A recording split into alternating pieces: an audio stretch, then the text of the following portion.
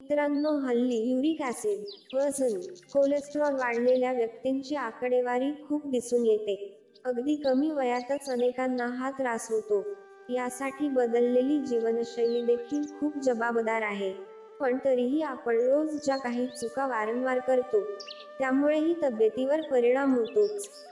त्यापैकीच एक चूक म्हणजे जेवणानंतर गटागट पाणी पिणे. बहुतांश लोक ही चूक करतात. जेवण झालं की ते जवळपास अर्धा लिटर पाणी अगदी सहज पितात. जेवण केल्यानंतर असं गटागट पाणी पिऊन तुम्हाला समाधान मिळत असलं तरी ते तुमच्या आरोग्यासाठी अतिशय घातक आहे. त्याचे काय परिणाम तुमच्या तब्येतीवर होऊ शकतात ते पहा. जेवल्यानंतर तुम्ही सुद्धा भरपूर पाणी पिता का? जेवण केल्यानंतर आपल्या जठराचं काम सुरू झालेलं असतं. अन्न पचविण्यासाठी मदत करणारे अनेक बॅक्टेरिया, पाचक रस जठरामध्ये तयार होत असतात. अशा वेळी जर आपण भरपूर पाणी प्यायलो तर त्या पाण्यामुळे पाचक रस तयार होण्याचं काम थांबतं. पचनक्रिया मंदावते. अन्नपचन व्यवस्थित होत नाही. न पचलेल्या अन्नामुळे मग शरीरात युरिक ॲसिड तयार होतं. शरीरातील बॅड कोलेस्ट्रॉलचे प्रमाणही वाढते.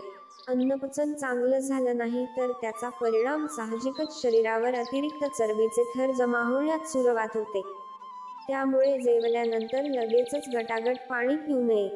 जेवल्यानंतर कधी पाणी प्यावं याविषयी तज्ज्ञ असं सांगतात की जेवताना किंवा जेवल्यानंतर खूप पाणी पिऊ नये. तुम्हाला तहान सहन होतच नसेल तर जेवणाच्या मध्ये अगदी घोट पाणी प्या.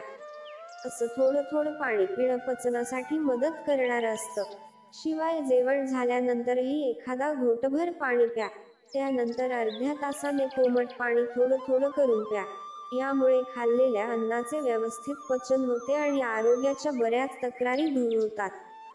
मित्रांनो, व्हिडिओ आवडला असेल तर व्हिडिओला लाईक करा आणि व्हिडिओ कसा वाटला ते देखील कॉमेंट करून कळवा.